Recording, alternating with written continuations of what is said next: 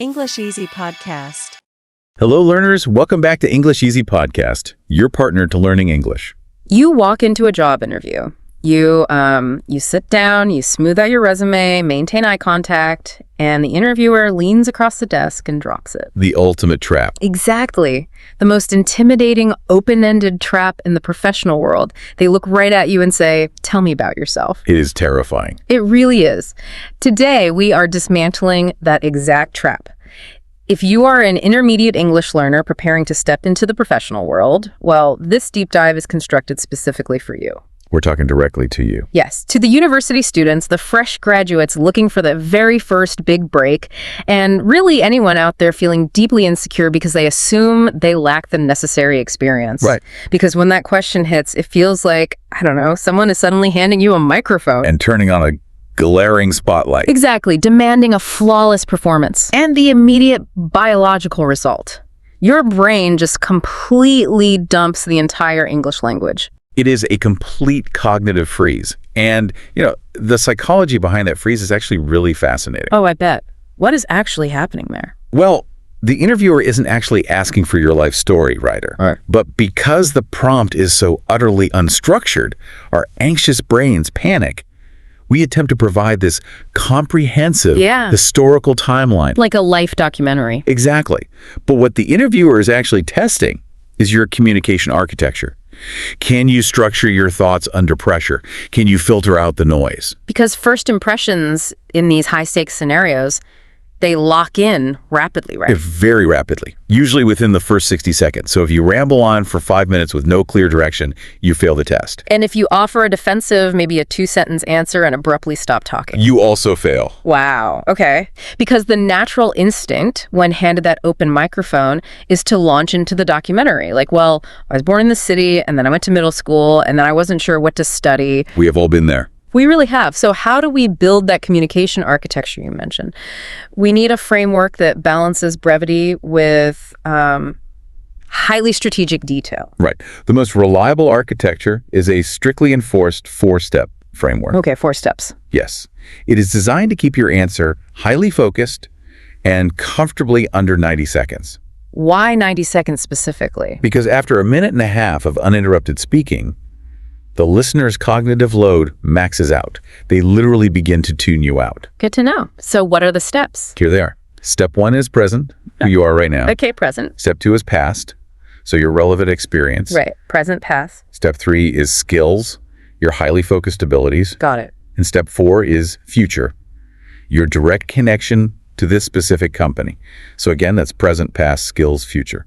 Okay, I can visualize that timeline. Yeah. But I need to pause and put myself in the shoes of our younger listeners right now. The fresh graduates. Exactly. If I am a fresh graduate, I have 0 job history. I have never set foot inside a corporate office in my life. Talking about the past feels like a trap waiting to be sprung. It definitely feels that way. How do I discuss a professional past if I simply don't have one? This is exactly where so many junior candidates unintentionally sabotage themselves. Really? How so? Well, you are assuming the employer expects a 10-year corporate history from a 22-year-old. They absolutely do not. That makes sense. Right. When hiring fresh graduates, companies are not hiring for historical output. They are hiring for baseline potential and behavioral indicators. So what counts as my past then? Your formal education, your team-based projects, your internships. Think about it. You learned resource allocation by managing a complex group project. You learned crisis management when, say, a team member disappeared the night before a final presentation. Which always happens. Always. But you extract the professional behavior from the academic setting. You never pretend to have corporate experience you lack, but you elevate the experience you do have. Okay, it's about translating academic survival skills into corporate value. Let's test this directly. Let's do it. I want to run a simulation. I'll be the hiring manager, and you are the fresh graduate applying for an administrative staff position. Okay, I'm ready. Walk into my office. Welcome. So tell me about yourself. Thank you for the opportunity. I recently graduated with a degree in business administration, where I developed strong organizational and time management skills. Very nice. During my final year, I coordinated several large team projects, which required me to manage multiple schedules, organize research data, and ensure a team of 5 met strict academic deadlines. Excellent pass section. I also completed a short, intensive internship where I gained practical experience handling daily administrative tasks, coordinating client communication, and supporting senior office staff. Moving into skills now. Yes. I am particularly strong in maintaining highly organized records under pressure and adapting quickly to new software. And the future. I am now eager to apply my academic background in a fast-paced professional setting, and I am very excited about the opportunity to support a growing, dynamic administrative team like yours. Okay, wait, I need to break character for a second because I noticed something critical there. What's that? You completely skipped mentioning your GPA. You didn't list the specific classes you took, like Intro to Microeconomics. No, I didn't. My immediate instinct as a student would be to list all my high grades just to prove I'm intelligent. Why leave them out? Because a GPA is just a static metric, and a class list is just a syllabus. They don't tell the interviewer how you operate under pressure. Oh, that is such a good point. By focusing on coordinating team projects, managing schedules, and handling client communication, you are actively demonstrating your workflow. The interviewer hears that and thinks, oh, this candidate knows how to manage deadlines and collaborate. They rarely care if you memorized economic theories. They care if you can handle the daily friction of an office environment. We have built the skeleton of the answer. Now we need to give it some muscle. The vocabulary. Yes, we just talked about structuring your potential, but the actual English words you choose dictate how the interviewer perceives that potential. Vocabulary alters the power dynamic in the room. Exactly. Let's look at how replacing just one common verb changes everything. Verbs signal your level of professional ownership. In casual conversation, an intermediate learner might say, in my university project, I did many things. Right, very common. But that is entirely passive. It shows basic participation, but zero leadership. We need to upgrade that. So what do we say instead of, I did many things? See, I was responsible for managing. Oh, wow. I was responsible for managing. That shifts the weight completely. You suddenly sound like a stakeholder, not a bystander. What about the word helped? People constantly say, I helped clients or I helped my professor with research. Helped is a fundamentally supportive word.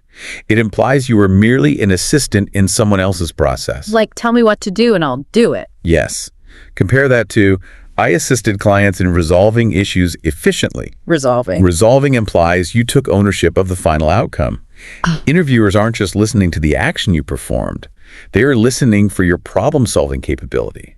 I see the psychology there. You aren't just a helper, you are a closer.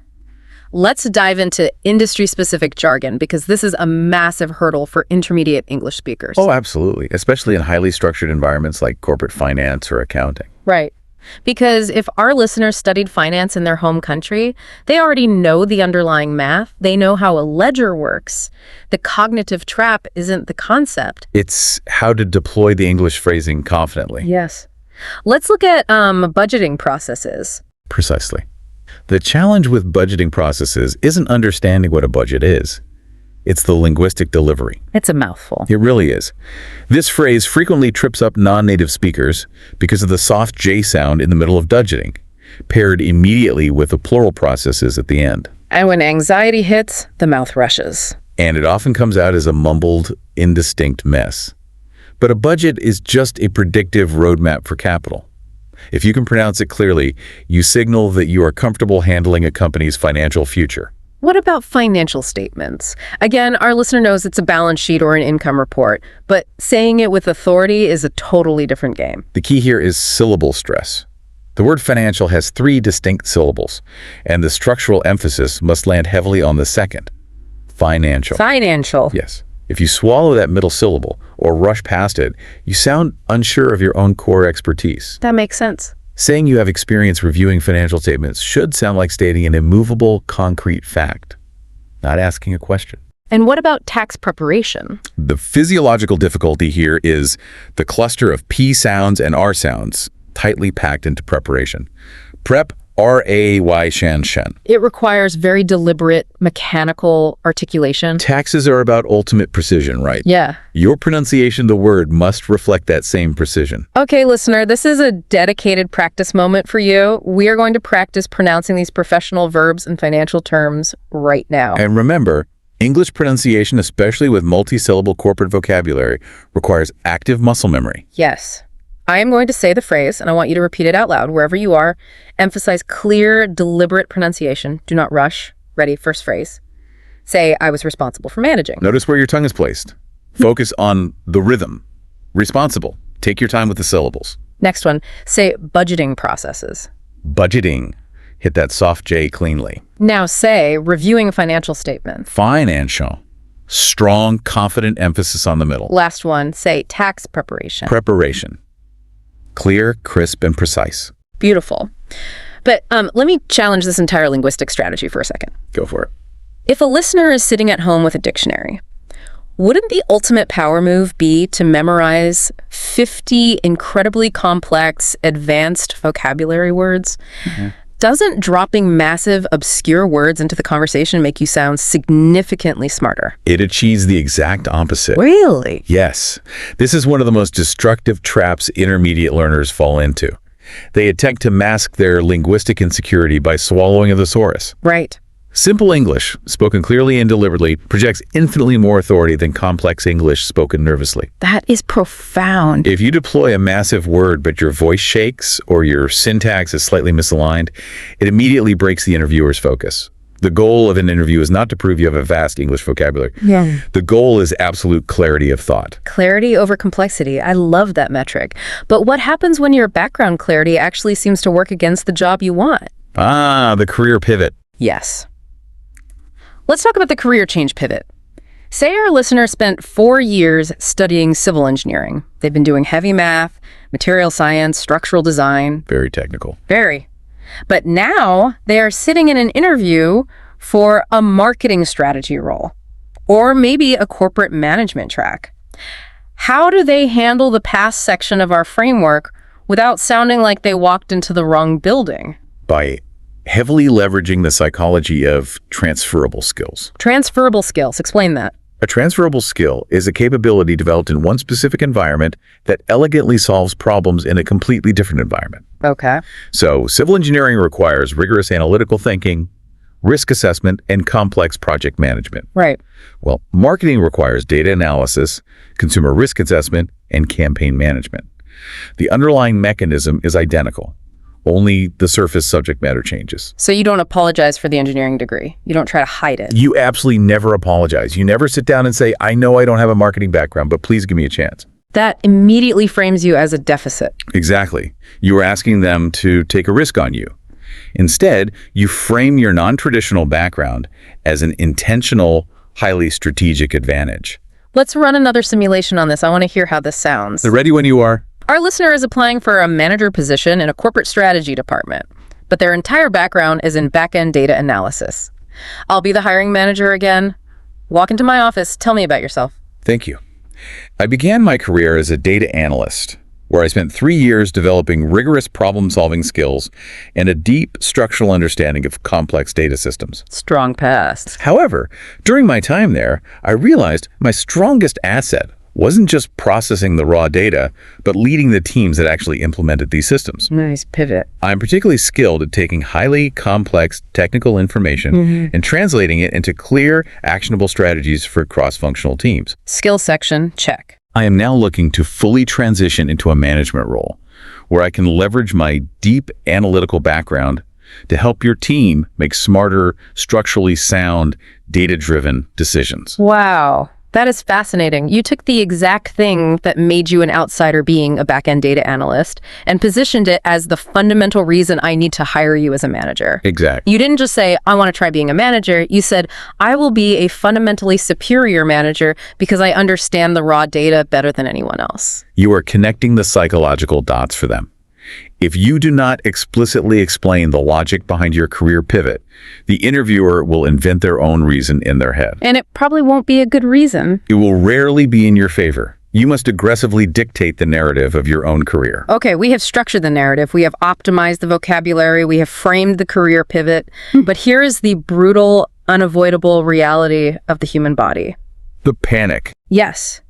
When you actually walk into that interview room, your prefrontal cortex often just shuts down. Your hands are freezing cold. Your heart is hammering against your ribs. It happens to the best of us. How do you deliver this perfectly structured English when your body biologically believes it is being chased by a predator? The physical game is the foundation of the verbal game. You cannot outthink physiological panic. You have to physically override it. Okay, how? First, we must reframe the nervousness itself. The adrenaline spike is not a sign of weakness or impending failure.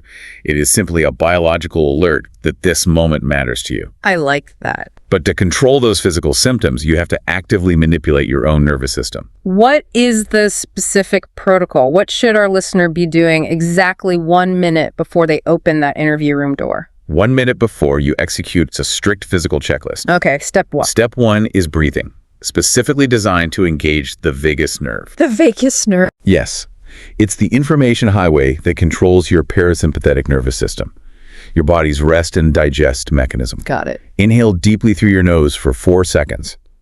Hold that breath for 4 seconds, and then exhale very slowly through your mouth for 6 seconds. Why the longer exhale? That longer, sustained exhale physically forces your resting heart rate to drop. It's essentially a biological hack. You are mechanically forcing your brain to accept that you are safe. Precisely. Step 2 is postural psychology. When humans feel nervous or threatened, we subconsciously try to make ourselves physically smaller. We hunch our shoulders forward. We pull them up to our ears. We cross our arms. You must do the opposite. Sit up straight and physically pull your shoulder blades down and back. Opening up the chest. Yes.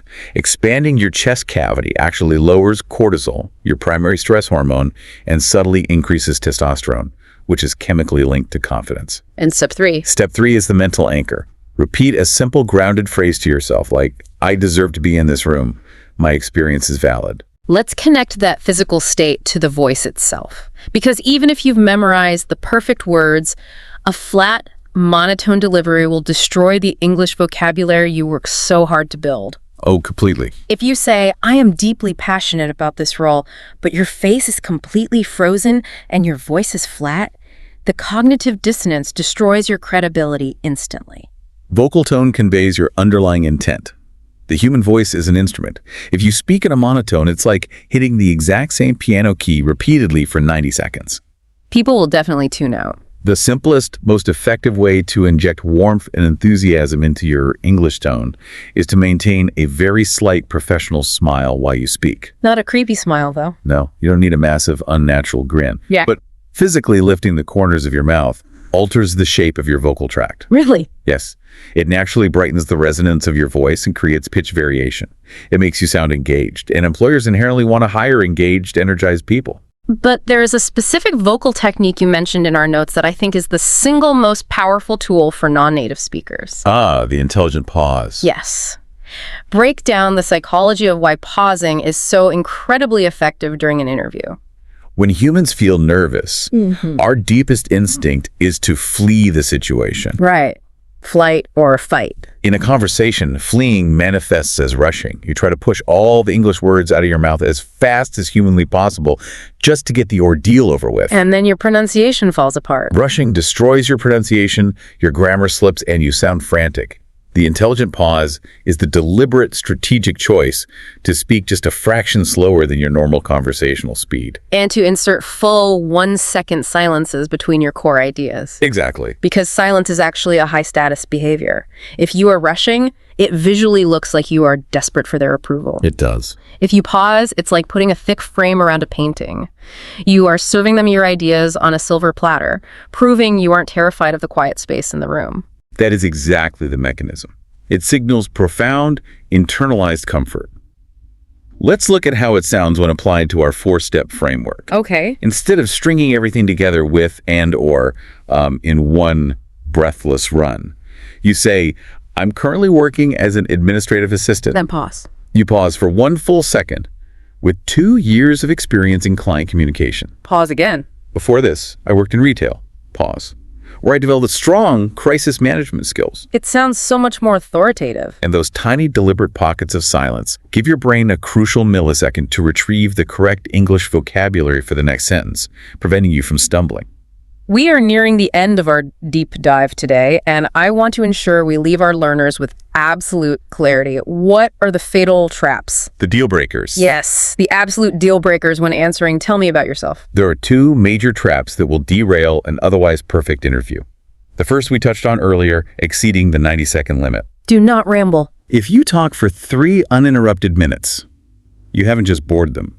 You have actively demonstrated an inability to edit yourself and prioritize information. Keep it tight. Present, past, skills, future. The second major trap is misunderstanding the boundary of professional intimacy. The oversharing trap. Exactly. The interviewer is evaluating your professional avatar, not your personal diary. Right. They don't need to know you have 3 cats unless you're applying for a pet show. Exactly. They do not need to know the complex history of your visa status right at the start. They do not need to hear about your frustrating daily commute, your personal financial struggles, or the intricacies of your marital status. Oversharing personal friction just makes the interviewer uncomfortable. Keep the boundaries strictly professional. Listeners, here is your call to action. We have given you the architecture, now you must build the house. Write out your 4-step introduction today. Present, past, skills, future. Upgrade your verbs from passive to active. But do not just review it silently in your head. Record yourself on your phone. Listen back critically. Are you rushing? Are you monotone? Force yourself to insert those intelligent pauses. Practice it until the English flows naturally, until the structure becomes entirely invisible. Because true confidence isn't about being flawless. It is about being systematically prepared. Once you internalize your architecture, this question stops being an open-ended trap and becomes an open runway. We started this deep dive by comparing this question to someone shoving a microphone in your face and demanding a sudden performance. Right. We've spent this entire time dissecting the exact English words, structures, and tones to speak into that microphone. But I want to leave you with one final thought to mull over. The ultimate power move. Yes. The ultimate power move happens the exact moment you finish speaking. When you deliver that perfect, structured 90-second answer, stop talking. Put the metaphorical microphone down. Do not append a nervous little laugh. Do not trail off and say, "So yeah, that's me." Just let the absolute silence sit heavy in the room. What does your profound comfort with silence, right after delivering a phenomenal answer, tell an interviewer about your true internal confidence? It tells them you are entirely in control of yourself, and by extension, you will be in control of the job. It really does. Own your background, own your vocabulary, and the next time you walk into that room, own the silence. Until next time.